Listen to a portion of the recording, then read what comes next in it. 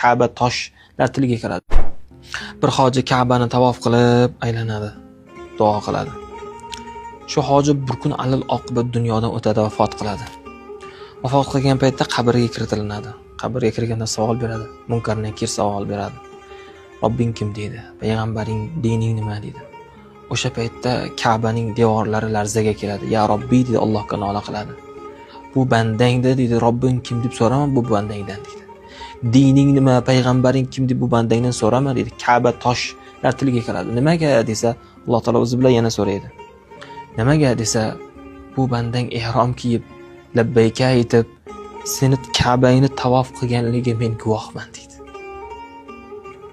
Labbayka ya Robbiy deb Ka'bani tavof qilganda Robbi kim deb so'raysanmi deydi. So'rama deydi. Birodarlar, masjidni qurilishiga kelib, bitta usta bitta suvoq qiladi, bitta yordam beradi-ku.